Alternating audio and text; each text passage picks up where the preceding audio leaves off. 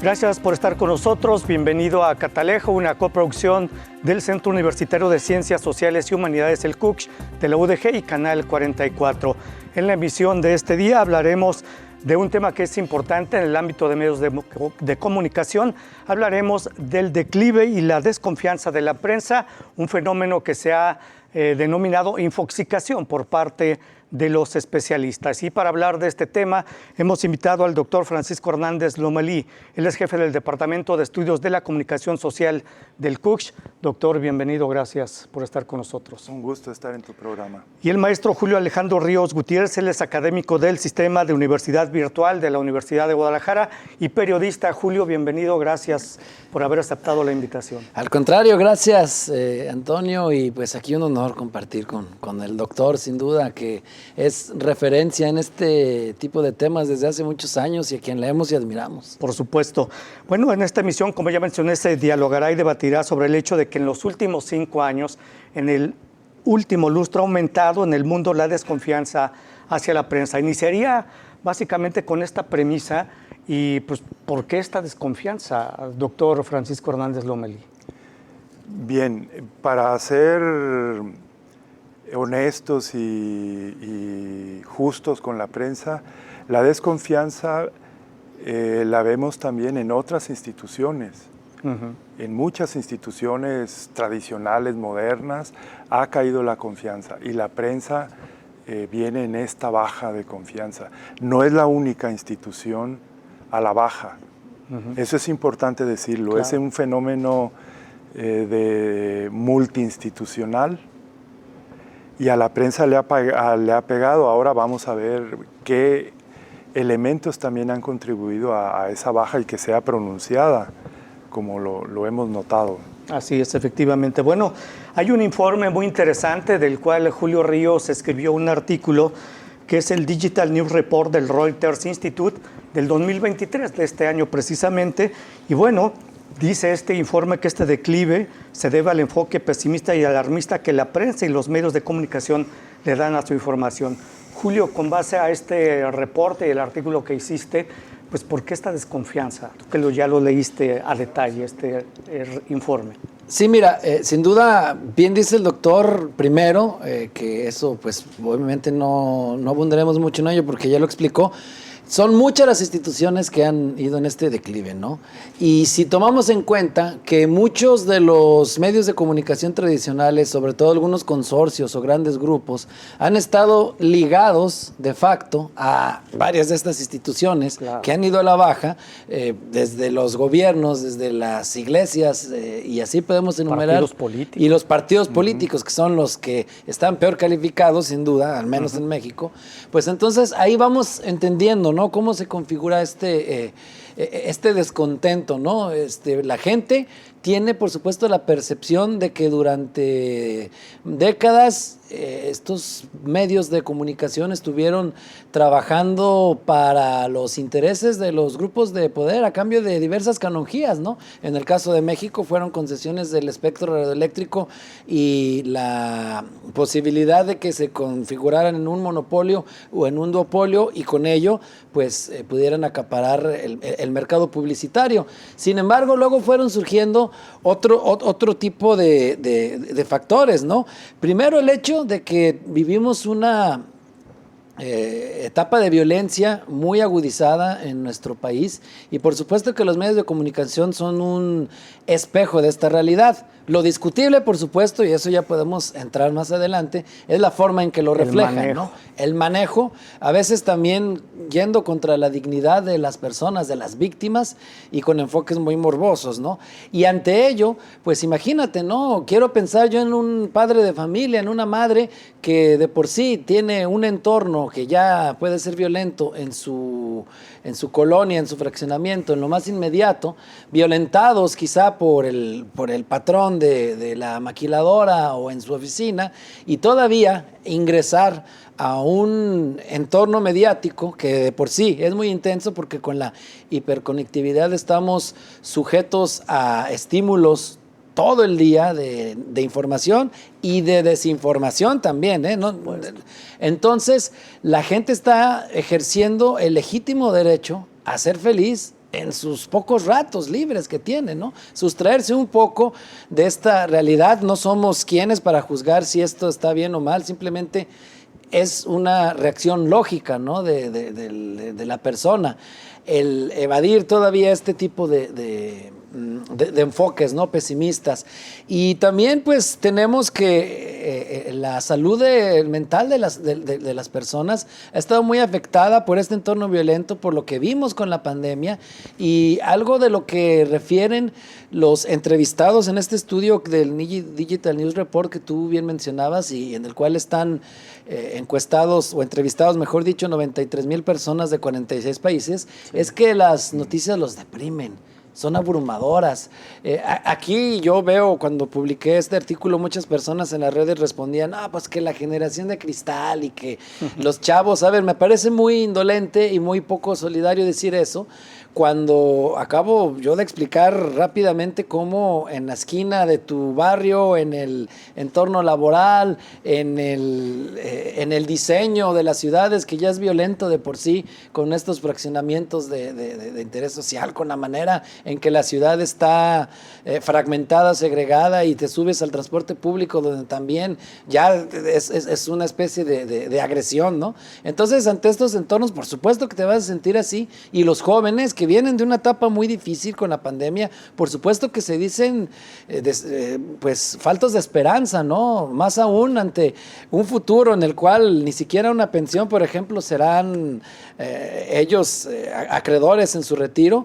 Y entonces a este segmento, que también lo podemos platicar más adelante, de los jóvenes, es donde está pegando muchísimo este fenómeno que los académicos anglosajones conocen como el news avoidance, que es la tendencia de evitar el consumo de las noticias, Antonio. Efectivamente, y como tú mencionas acertadamente, Julio, de hecho este reporte señala que pues estos manejos de la prensa, tanto escrita como en medios electrónicos, lo que están generando es emociones negativas que impactan en la estabilidad emocional de las audiencias. Incluso describen la naturaleza de las noticias como deprimentes, abrumadoras, lo que deriva en lo que ya mencioné al inicio, este fenómeno de la infoxicación. Y pues yo simplemente como audiencia ahora, aunque mucho tiempo estuve al frente de espacios informativos, y bueno, pues también es un espacio informativo, pero básicamente, si yo enciendo los noticieros locales o nacionales, a mí, la verdad, le prefiero cambiar por el exceso de información de seguridad o inseguridad, información violenta. Doctor, ¿no te pasa igual? Y yo entiendo precisamente pues esta desesperanza en la prensa, ¿no? Sí, aunque la prensa se defiende diciendo que lo que ellos hacen es reflejar una realidad que está allí. Sí, pero como bien decía Julio, hay maneras de tratar también los temas escabrosos o que no nos gusta tratar, ¿no? Entonces allí hay una responsabilidad también de la prensa, y eso también es lo que está cada vez más cuestionado a nivel social. Antes era la prensa y nadie le decía nada. Es decir, era confiable, poder. Era el cuarto poder, era un equilibrio, ¿no?, entre los otros poderes, era la denuncia, el periodismo de denuncia, etc. Pero ahora tiene mucha competencia, ya no es el único, perdieron el monopolio, la radio, la televisión y la prensa como los informadores, como los creadores del mundo, que estaba más allá de nuestro horizonte, ¿no? Que era su función. Y ahora tienen más competencia a nivel de audiencia y competencia económica. Mucho de la publicidad que se invertía en la prensa, pues ahora está en otros medios. Entonces, lo que hemos visto en la prensa son estrategias de supervivencia también. Ustedes recordarán en los años 90 una estrategia que fue la prensa gratuita, como manera de salvar la industria, ¿no? Y sí, tuvo un periodo, un poco de auge, y luego cayó y no fue suficiente. Cómo incluir a nuevos lectores, ahí hemos fallado, la prensa en general como industria ha fallado en incorporar a los jóvenes, ¿no? En otros países uno ve que los jóvenes van con bueno, ahora menos, pero antes era más común verlos en el camión, en el café, con el periódico, hojeándolo, ¿no? Ahora quizá van con el teléfono, Es ¿no? posible, y es posible que también ahí lean prensa, pero ya de manera desagregada. Ya la tradicional, el formato grande, eso está desapareciendo y ahora está desagregada, y entonces lo podemos ver o escuchar en podcast o ver en redes sociales, y uno le dice, ¿y dónde te enteraste de eso? No, pues en las redes. No, no es de las redes, es de una noticia que salió en un periódico y que es reproducida por las redes. Y ya empiezan los jóvenes a perder ese origen, ¿no? Origen de la información. Esa trayectoria de la noticia. Sí. Eso es lo que está pasando con la prensa ahora. Permítanos, doctor Julio, vamos a hacer una pausa breve. Regresamos. Esto es Catalejo, coproducción de Canal 44 del CUCH. Ya volvemos.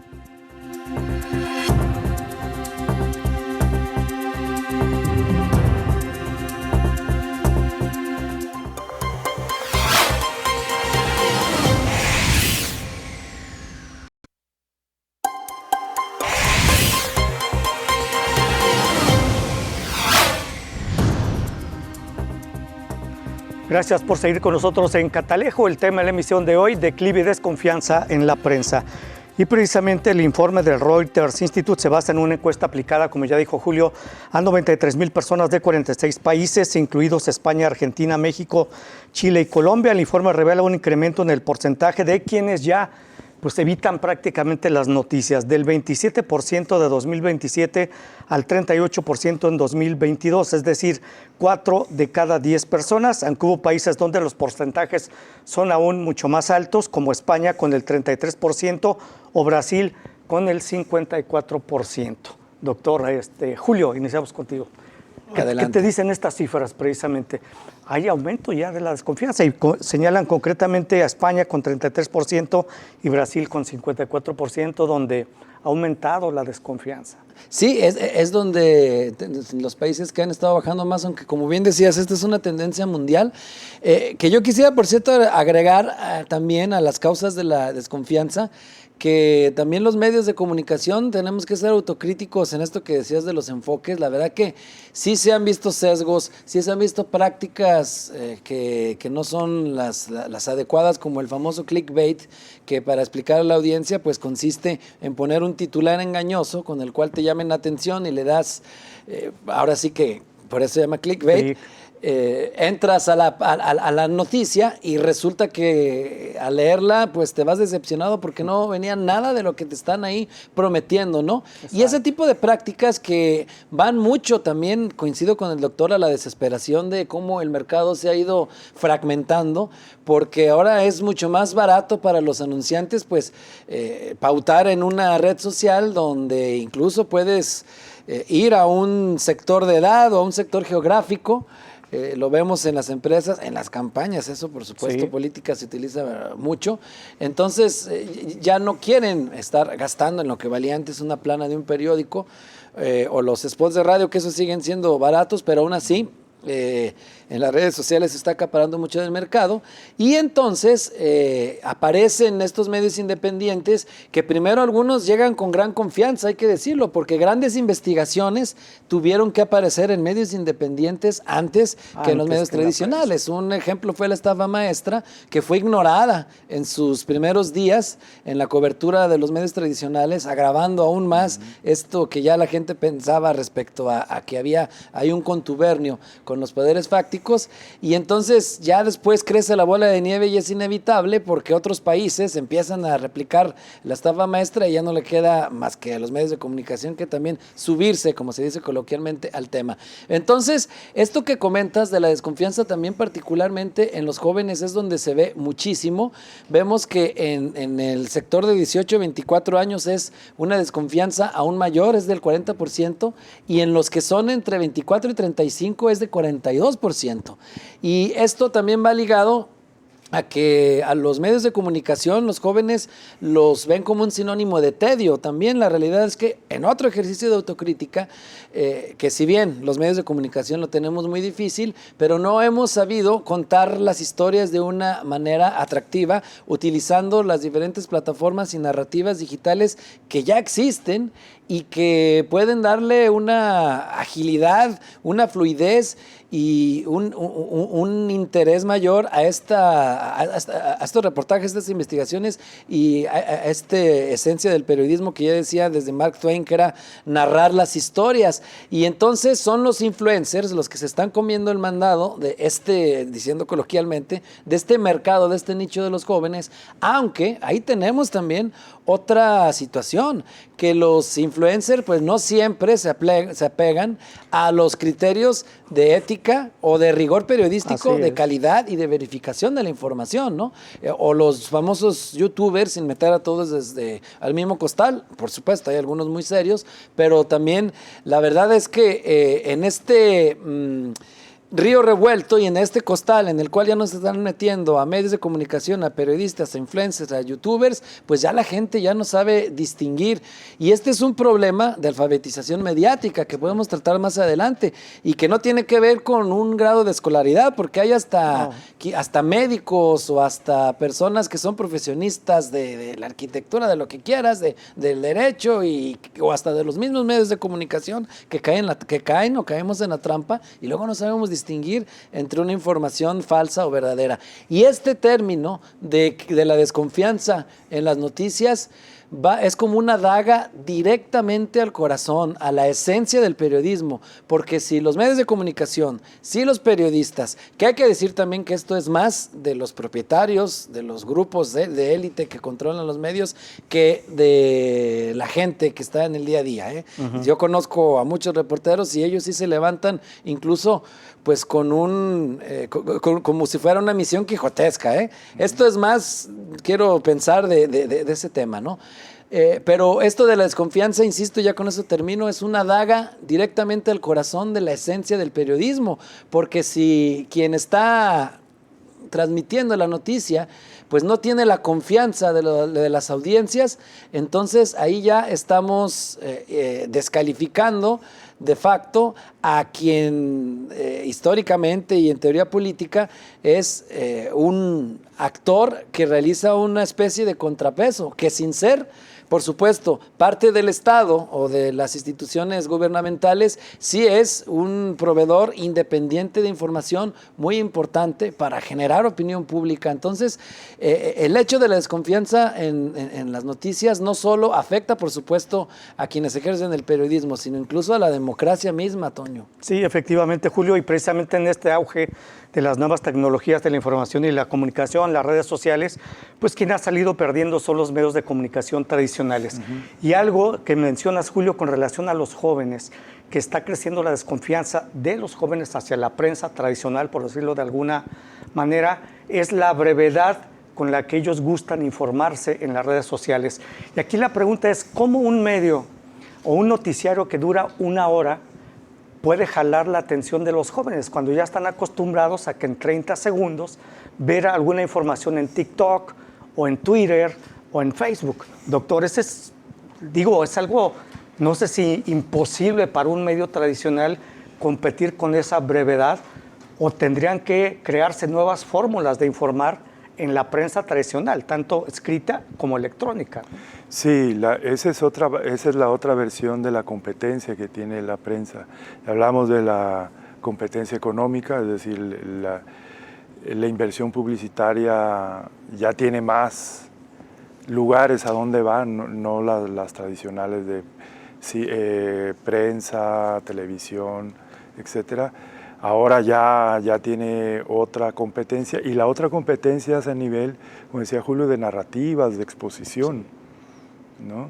Y ahí sí los medios emergentes son mucho más ágiles y han demostrado mayores reflejos que instituciones del siglo pasado, de masas o de todavía más allá, desde el siglo XVIII con la prensa, XIX, el auge con el periodismo literario, etc. Pero entonces es más difícil mover a una industria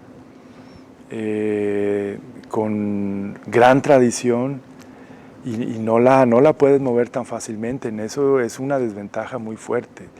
Y también quiero insistir en que los medios ahora también son vigilados. Antes vigilaban mucho y ahora los medios también son vigilados. Y cuando un joven o cualquier lector se entera que ahora los dueños de un periódico tradicional en México es un corporativo que se dedica a la minería, a la construcción de obra civil, pública, y que tiene los medios nada más para justificar mucho de lo que hace, y que no son críticos con la minería, con etcétera, con los negocios que corresponde el periódico, entonces la gente ya no confía, entonces dice, pues entonces esto es una contradicción. Entonces son dueños de grandes negocios y cuando los leo no veo crítica de sus propios negocios, entonces no les creo, ¿no? Entonces ese es otro frente que tienen que asumir los medios. Ya los medios independientes ya son muy pocos y los que existen, los viejos, son de corporativos que se dedican a hospitales, a minería, a centros comerciales. Y la información es un departamento que tienen. Eso ya a nivel empresarial ha devaluado, ¿no? la presencia, la confianza de la prensa. Antes eran independientes, el dueño del periódico era don fulano y era de toda una gran tradición. Y ahora no, ahora son S.A. y hay acciones y corresponden a otro tipo de intereses. Bien, doctor, gracias. Vamos a hacer una nueva pausa, regresamos a Catalejo. El tema es declive y desconfianza hacia la prensa. Ya volvemos.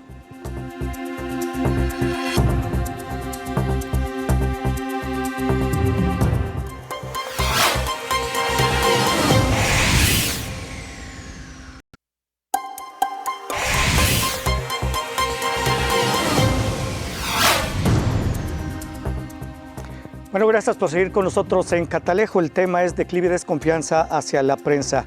Bueno, los países con un mayor declive en el interés por el consumo de noticias durante el periodo de 2017 a 2023 son Argentina. En Argentina bajó del 77 al 43%, en Francia del 59 al 36%, en España del 85 al 51%, Estados Unidos del 67 al 49% y Reino Unido del 70 al 53%. Es el mayor declive en consumo de noticias en estos países.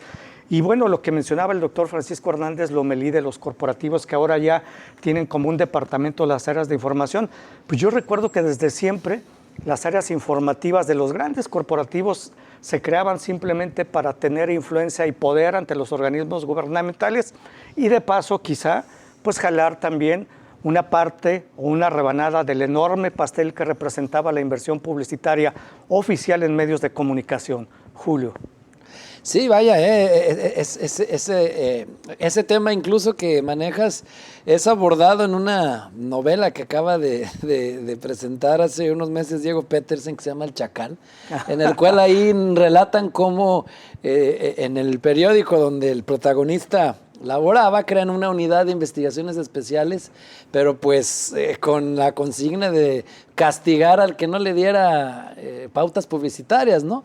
Y así fueron comenzando con el gobierno federal y luego agarraron corte con las 32 entidades del país. Pero bueno, ahí está ese libro que es ficción, pero por supuesto basado en mucho de lo que ha ocurrido. No es tanta ficción, Julio. Pues yo conozco un corporativo nacional televisivo que hizo eso durante muchos años. Tal cual, tal cual. Sí, por supuesto, exactamente. Y entonces ahí tú dices, bueno, ¿cómo la población, las audiencias pueden creer en lo que difunden los medios de comunicación bajo estos argumentos? Bajo estos argumentos. Y esto mismo pues ha ido, pues como decía el doctor Francisco, ¿no? Que esto ha ido afectando la reputación de los medios y aparte del tema de la confianza, que es uno de los fundamentos sociales del periodismo, pues por supuesto también la reputación y el prestigio son muy importantes como en cualquier profesión o en cualquier tipo de empresa, ¿no? Quien va a comer y por ahí encuentra sea, un pelo en la sopa no va a regresar. Entonces, aquí estamos hablando de cosas más graves que un pelo en la sopa, ¿no? Sino que socavan incluso la democracia. Y efectivamente ahí hay que replantearse muchísimo el tema, por ejemplo, de la transparencia. Hay este tema de las desconfianzas, y lo digo las desconfianzas porque ya no solo es un tipo de desconfianza, sino múltiples desafíos en estas aristas que estamos platicando, tal y como lo reconoce un informe especial que ya se está realizando también de Reuters Institute y que ya va a estar renovándose cada año, enfocado solamente a la desconfianza, ¿no? Y ahí intentan explorar algunas de las posibles soluciones para que la gente regrese, ¿no? Y una de las que ahí exponen es la transparencia. Parte de lo que construyó esta desconfianza es que la gente desconocía cómo se financiaban esos medios, de dónde obtenían sus grandes contratos, y ahí se propone que así como lo hacen algunos medios independientes, aquí por ejemplo en Jalisco tenemos el buen ejemplo de Zona Docs con el doctor Darwin Franco, que tiene su apartado de transparencia, y ahí tú puedes ver qué donativos de organismos nacionales e internacionales están financiando de una manera clara, y tú lo puedes tú consultar, y otros medios pues no, o sea, imagínate, ¿no? Impensable que lo hagan, ¿no? Otros también tienen incluso botones para reportar noticia falsa, desinformación o algo que consideren discriminatorio en términos de género o de LGBT o de cualquier otro asunto de este tipo. Ahí tú haces tu reporte en un botón incluido en el portal digital de este medio, ¿no? Y no se diga las defensorías de la audiencia, claro, que si bien en México ya es obligación, pues han estado esquivando las televisoras y los medios privados la manera, ¿no? de que esto se lleve a cabo, ¿no? Entonces, el reconectar con las audiencias y que los que consumen los medios de comunicación estén pues viendo que hay un esfuerzo por desconectarse de estas grandes élites y de ser muy francos y muy honestos en este trabajo, es una de las soluciones que se proponen en que apenas acaba de salir hace unos días, está calientito, en este nuevo informe sobre las desconfianzas, que es de Reuters Institute. Y sobre todo lo que tú mencionas, la transparencia es fundamental. Imagínate que uno como lector, como audiencia, se mete a un sitio de X medio de comunicación y diga, ¿de dónde está financiándose? Y que ahí puedas ver todos los contratos que está recibiendo de organismos privados, organismos gubernamentales, instituciones de gobierno.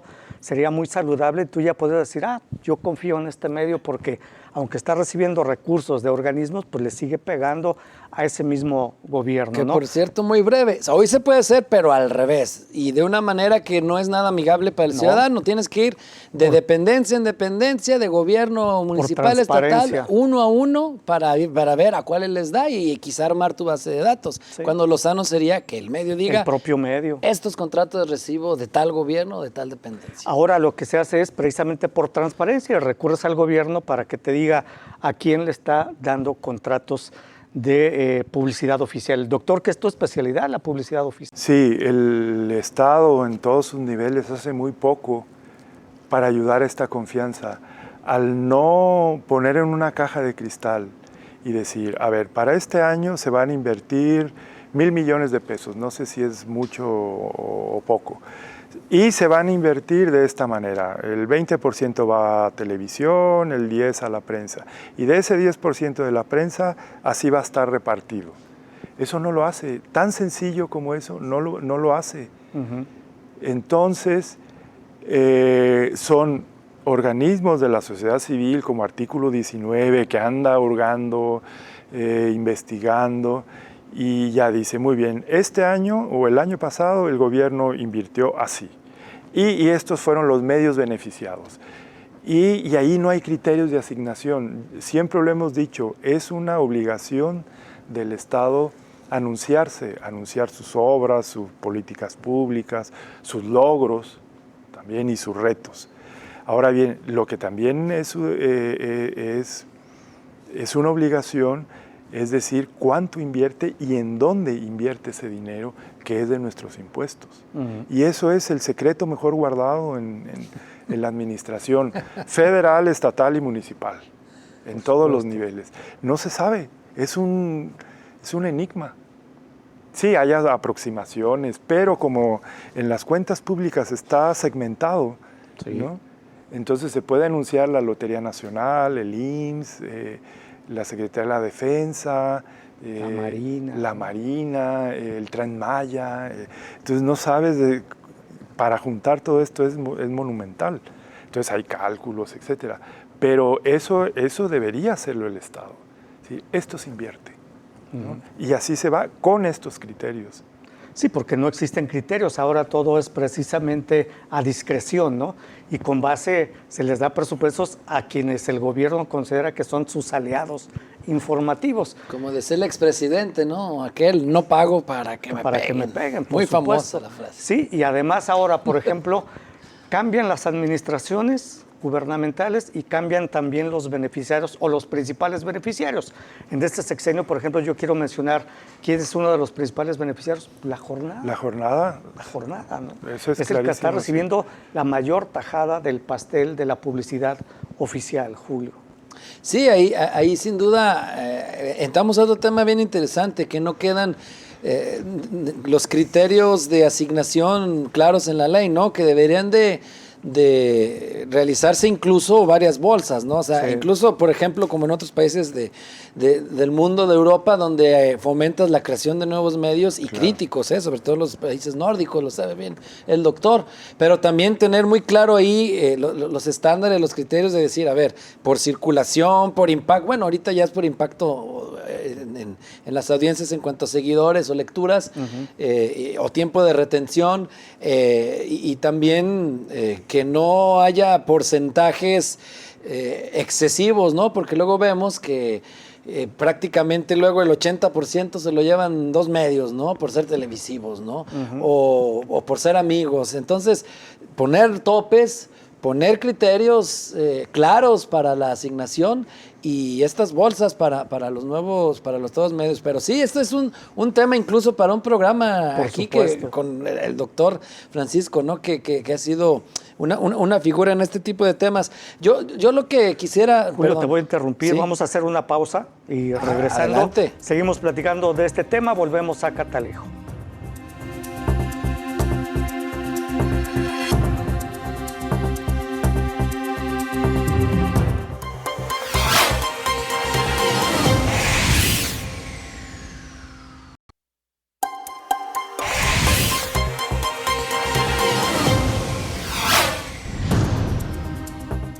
Continuamos en Catalejo, coproducción de Canal 44 y el CUSH. Bueno, en este informe del 2023 sobre desconfianza y declive de la prensa, también hay grupos que se dividen en dos, entre aquellos que evitan periódicamente todas las fuentes de noticias o las que únicamente las evitan en temas específicos, ¿no? Que es básicamente, y lo que se señala y describen con mayor exactitud este informe del 2023 es que la gente evita en mayor medida los temas relacionados con conflictos bélicos, en específico el tema de Ucrania, pues está siendo evitado. Temas de política también no los están siguiendo y temas relacionados con el crimen organizado. Y aquí se hace una mención especialmente sobre las historias frecuentes en México ante el incremento de desapariciones y ejecuciones cada vez más violenta. Julio, sobre este tema. Mira, este también es un tema muy sensible. Desgraciadamente los medios de comunicación deberíamos replantearnos el tipo de imperativos éticos y de filtros que tenemos para publicar o no ciertas imágenes, por ejemplo, ¿no? O ciertas escenas. No se trata de una autocensura, no se trata de ocultar la realidad, pero también en ocasiones es innecesario el dar a conocer ciertas circunstancias, el dar a conocer ciertos nombres, el dar a conocer imágenes muy dolorosas de temas que se han vivido en este país en los últimos años, ante el incremento, por supuesto, de la violencia, de este combate contra el crimen por parte del gobierno, que solo ha enlutado a miles de hogares, por cierto, y que son incluso revictimizantes, ¿no? Y esto, por supuesto, que también aleja a las audiencias. Y en este particular tema de la violencia sí hay que replantearnos muchísimo el preguntar, pues, ¿qué pasaría si aquella víctima fuera alguien cercano a ti y no estar haciendo esa reproducción, ¿no? de mensajes que también a veces son apología. Apología del delito. Así es, Toño. Sí, y yo recuerdo un tema en concreto, doctor, seguro tú también, el tema de los jóvenes desaparecidos en Lagos de Moreno, que circularon, bueno, no seguí los medios tradicionales, pero sí los medios de internet, Facebook, Twitter, y ahí circularon videos lamentables que, bueno, no había necesidad de que estuvieran circulando, ¿no? Y yo me pregunto, bueno, ¿es esa la manera de informarse, doctor? Terrible todo esto. Bueno, eso ya lo estamos viendo y esa es la importancia y la riqueza de un informe como el que estamos comentando hoy. El informe nos dice, sí, nos da porcentajes, pero también nos dice por qué la gente no quiere consumir información. Y ahí esa información, porque ya no quiere más violencia, aunque la sociedad sea violenta, ya no quiere temas bélicos, ya no quiere apologías de la violencia, etc. Y ahí la responsabilidad de medios es qué vamos a hacer con las respuestas que nos están dando los propios ciudadanos que se alejan de los medios de comunicación, en este caso concreto de la prensa. Es decir, ahí está, y ahí está yo creo también las posibilidades de recuperar la confianza. Es decir, bueno, no es que se deje de tratar temas de violencia, que tenemos que estar viéndolo, pero de otra manera.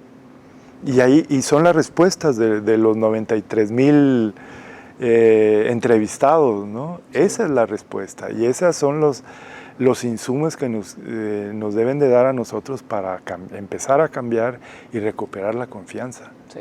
A ver, ¿cómo hacerle, sobre todo como medio de comunicación y como sociedad? Porque señalas, la gente ya no quiere temas de violencia, de guerra, de política y todo ese tipo de cosas, pero ¿cómo explicarnos como sociedad el hecho de lo que ocurrió el pasado fin de semana en Chiapas? Que va un convoy de gente del crimen organizado, del cártel de Sinaloa concretamente, y es vitoreado por la gente que estaba alrededor. ¿Cómo hacer? No queremos violencia ni apología del delito, pero pasa un convoy de gente dedicada a la delincuencia organizada y lo vitoreamos y lo ven como un salvador de su situación. Julio, no encuentro una razón. No, por supuesto que es un tema muy complicado, tiene que ver con las dinámicas incluso locales, tiene que ver con entornos que desconocemos, no vivimos en Chiapas, no sabemos cómo ha ido funcionando, los medios mismos manejaron varias hipótesis.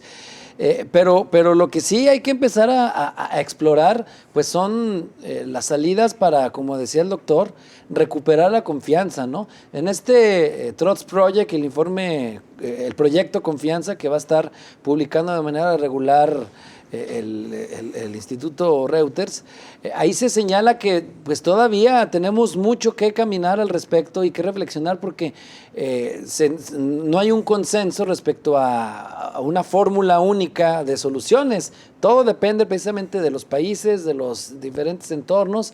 Sabemos que hay países donde también influye el encono que promueven algunos líderes con características populistas de derecha o de izquierda, por supuesto, claro. que en la izquierda y la derecha es transversal el populismo, eso no es exclusivo de un espectro ideológico, pero en la que sí hay cierta coincidencia es en dos grandes tendencias. Una es primero el apostar por el fact-checking, por la verificación, que los medios se vuelvan pues esos actores que verifiquen si algo que se publica en las redes sociales es real o no, porque no podemos controlar lo que ocurre en el internet con miles de millones de usuarios. Lo que es imperdonable es que un medio de comunicación sea el que revictimice o el que reproduzca la desinformación. Entonces, desgraciadamente en México hemos visto que cada vez hay menos, ¿no?, esfuerzos de fact-checking. Había algunos, pero ya no están funcionando. En Argentina hay otros como Chequeado, hay varios, ¿no?, que sí están funcionando. El Pájaro Político hace un ejercicio semanal así.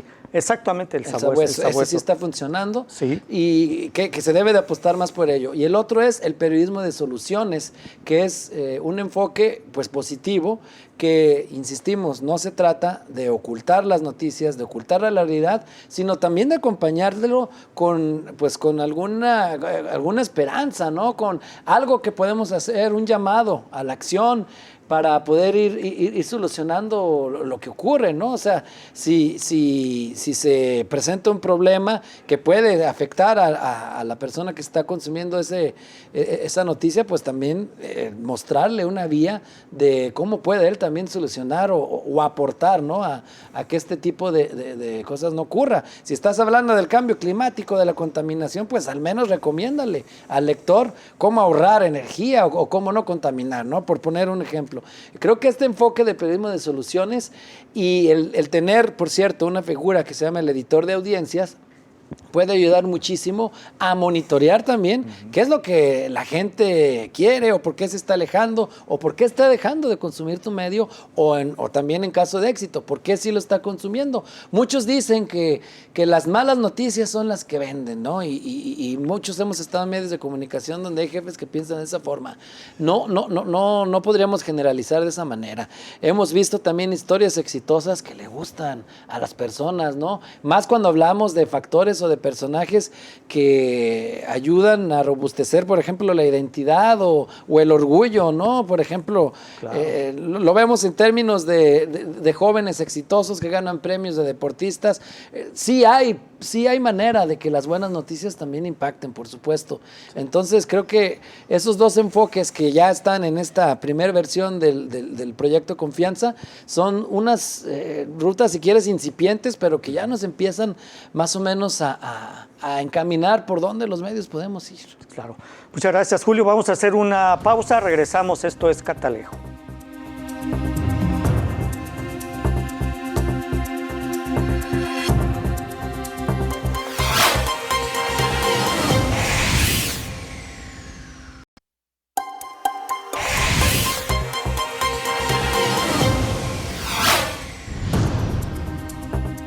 Bueno, llegamos a la parte final de Catalejo y algunos datos ya rápidamente porque nos quedan 6 minutos y medio y les quiero pedir sus conclusiones como especialistas ustedes de este tema. En este informe del 2023 del Instituto Reuters, apenas el 36% dijo confiar en medios de comunicación en general, 36%. A este se suma que los medios y formatos tradicionales como los noticieros televisivos o periódicos impresos se han vuelto un sinónimo de tedio, así dice este informe del Digital News Report. En 2017, por ejemplo, el 51% de los encuestados dijeron consumir periódicos, 51%. En 2023 ya nada más 20%. Un dato muy revelador. Doctor, tus conclusiones sobre el tema. Bueno, los datos son tremendos. Yo ya había escuchado, monitoreaba la baja en los tirajes, etcétera, de los periódicos, pero esto es total, ¿no? Es un derrumbe. ¿Qué se ve físicamente en los periódicos? Cada vez son más delgaditos cuando vamos a comprarlos. Ya no hay suplemento dominical. Antes comprábamos y salíamos con el periódico dominical gordo, ¿no? Claro. Y ahora ya no. Sí es cierto que hay materiales en las redes y eso, pero no compensa. Y ahora bien, yo como conclusiones yo diría, uno, la prensa, como muchas instituciones, ya no digamos los partidos políticos, colapsan, ¿no? Van de derrumbe. Yo creo que los partidos políticos no tienen solución, pero la prensa sí. Ha sobrevivido, lleva siglos sobreviviendo. Muchas crisis, guerras mundiales, etcétera. Entonces yo creo que es posible. Hay nuevas rutas. Vamos a ver si estamos dispuestos a seguirlas. Muy bien, gracias, doctor.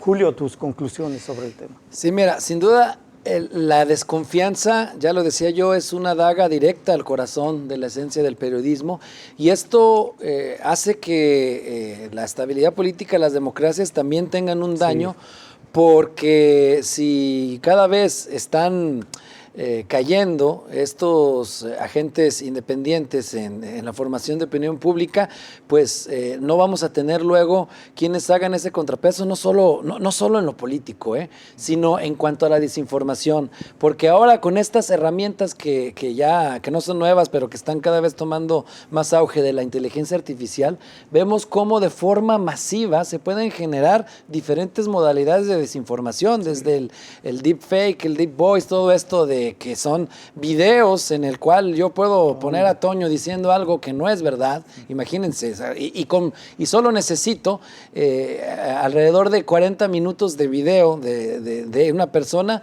para poder yo hacerla decir un mensaje coherente que parezca que es real cuando es totalmente falso. Imagínense ustedes, y si los medios de comunicación, que son quienes verifican y quienes tienen como misión ofrecer esta información real, están cada vez desapareciendo, cerrando sus redacciones y ahora incluso pues afectados en su confianza y en su reputación, imagínate lo que pudiera ocurrir. Así que por supuesto que hay que recuperar esta confianza de los medios de comunicación, periodismo de soluciones, verificación de datos y sobre todo una empatía y una dimensión social para reconectarse con las audiencias y alejarse más de los intereses de las élites, creo que son fundamentales para y un proceso, para este fin. Julio, en el que debemos estar involucrados toda la sociedad en general, una alfabetización mediática, alfabetización digital, que es muy importante. Julio, yo nada más diría con la inteligencia artificial, tú mencionaste un tema,